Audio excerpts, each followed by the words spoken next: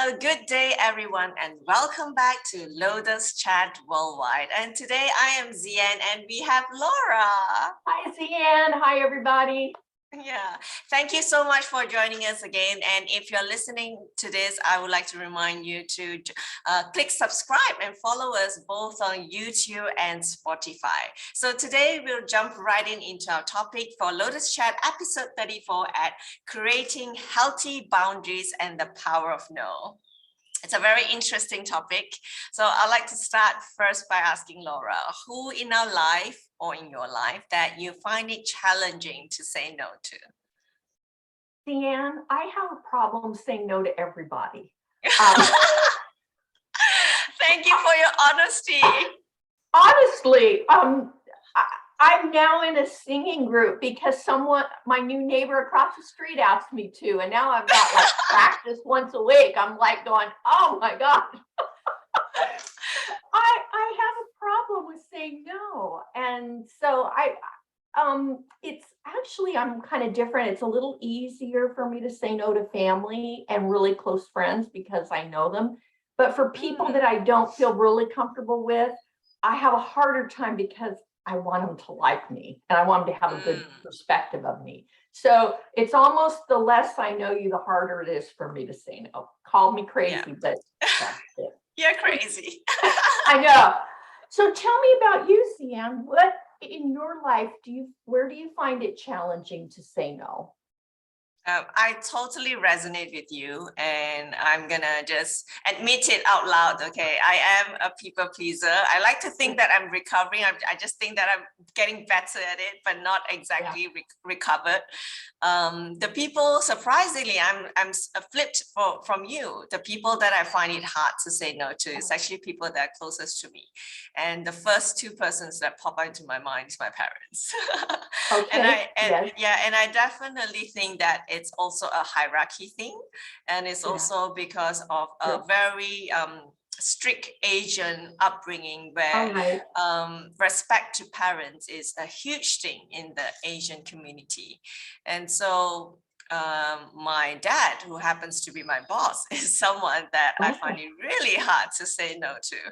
Yeah, and there's so much interplay in that, you know, not just, you know, hierarchy as a boss, but also hierarchy as my father.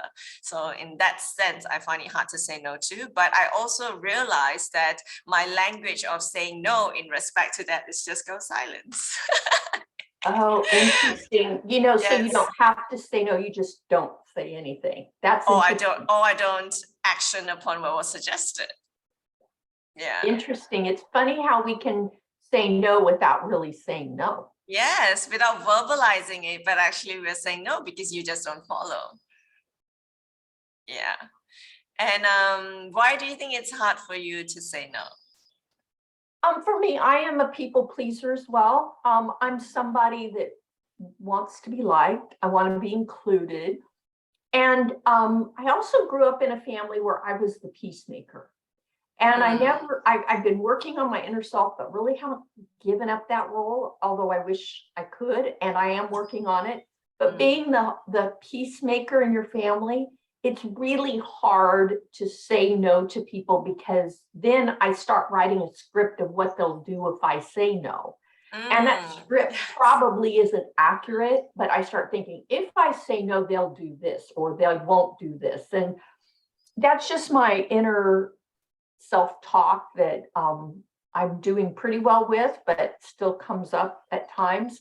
So I think for me, it's hard to say no because then I create a story or a narrative of what they'll do if I don't say no, or if I do say no. Yes. How about you? Why do you think it's hard to say no? I'm beginning to think that we are really similar. I thought I already know that, but then now it's getting more obvious.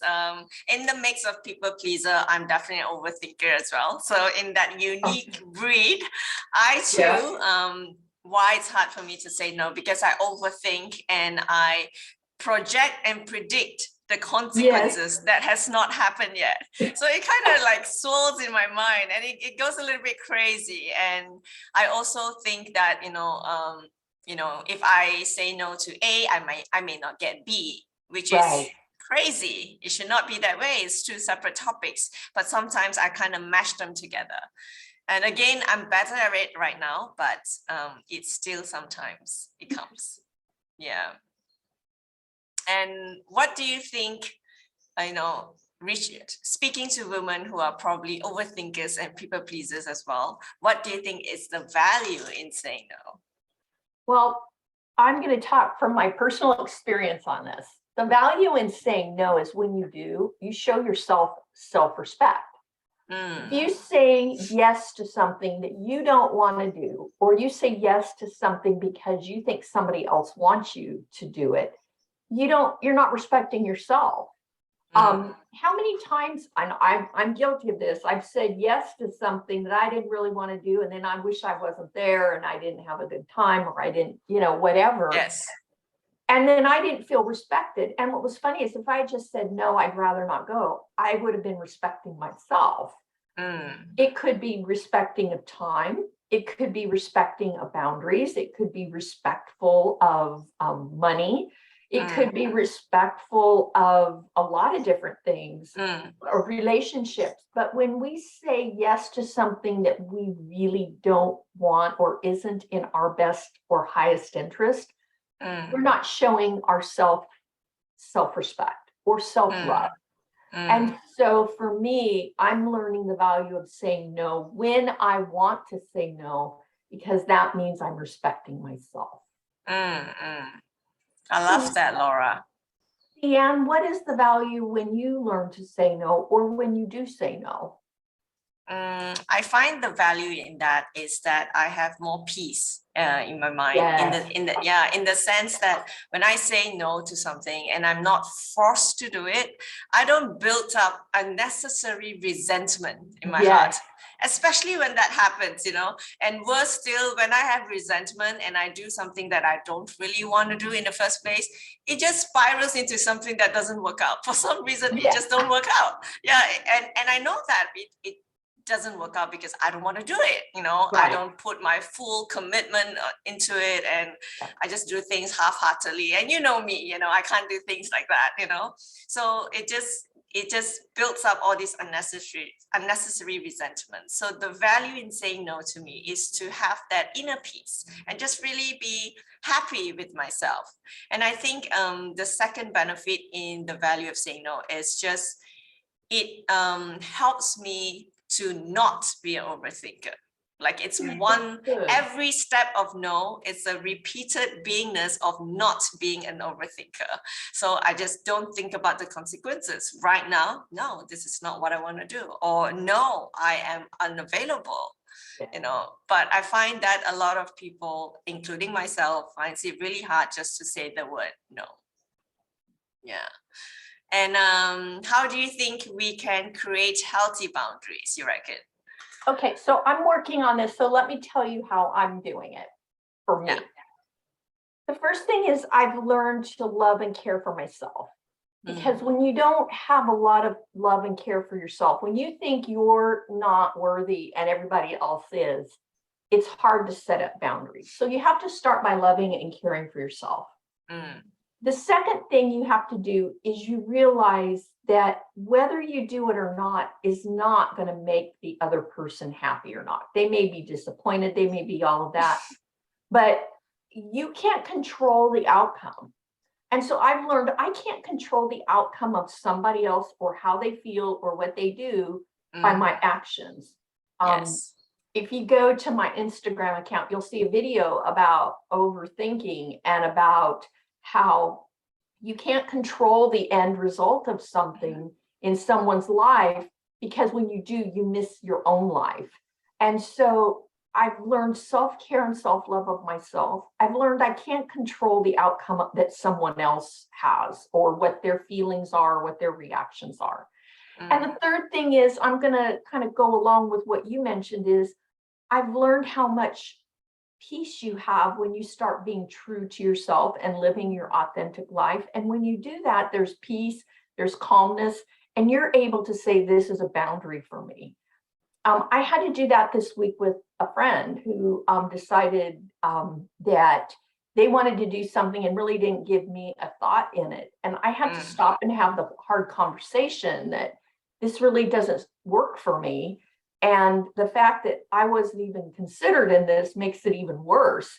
And for me, that was a healthy boundary to say, I'm not trying to cause a problem here, but I need to speak my truth. So I think loving myself, understanding I can't control the outcome, and then having the conversation of speaking my truth and living my authentic self, I think that's the start to creating healthy boundaries for me. How about you, Zian? How do you create healthy boundaries?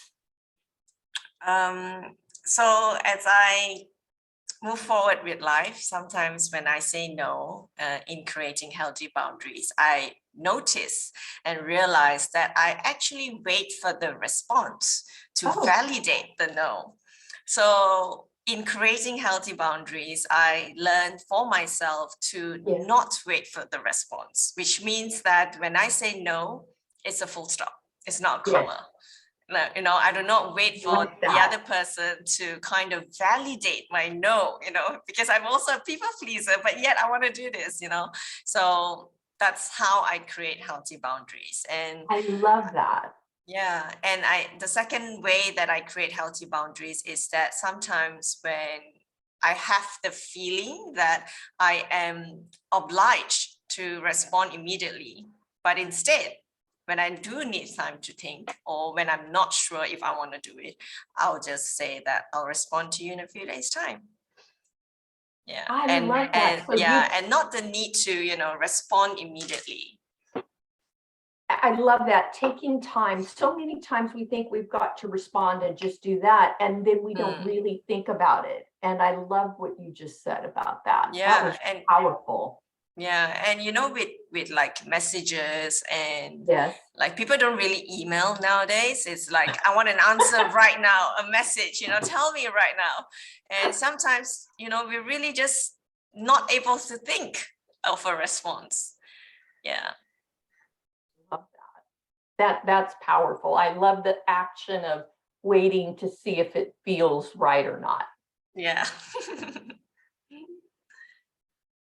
So, I just want to say to everyone in the audience, I really believe that we all have issues with this in various ways.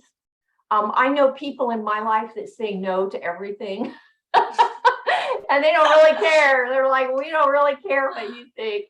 But I think deep down inside, their people do care. The outside persona, we all care what people think of us. But I think everyone has a different way of reacting and a different way of showing what their boundaries are. Yes, I know people, when they say no, they really want you to pull it out of them and say, get them to say yes. And I'm like, send me the script and I'll follow it. But we all have different ways of doing things. And so if you're listening to this, just realize we all have boundaries, but some of us just allow others to encroach on them. And the importance of finding out what those boundaries are and being true to yourself and loving yourself and not being afraid to say this is important. Is there anything else you want to add, Zian, before we move on to a couple? No, I'm good. Thank you so much for listening. Oh, yes, everybody. Thank you. If you are watching us on YouTube, please follow us and please put something in the comment section. We do read that. And if you want to share with us what your wisdom is about boundaries, we would love to read it. Also, if you have suggestions for future topics, we really value that as well and take that seriously. If you are a Spotify listener, please follow us on Spotify and make sure that you get notified every time we post. Next week, we are hopeful to have all the Lotus Chat ladies. We're really working to make that happen. We want to have a session called Pearls of Wisdom. What are the things that we have learned in our lives that are nuggets of wisdom that we want to share with our listeners? And so we're hopeful that everyone will be able to be here on Lotus Chat and share that with you. I think that will be fun as well as insightful. the question that I have for the listeners that we would really like to know is, where do you need to build healthy boundaries and to say no in your life? Think about that this week. If you want to put it to us in the chat of YouTube, please do so. Or you can contact us at lotuschatworldwide@gmail.com. Anyway, thank you very much for listening, and we'll see you next week. See you.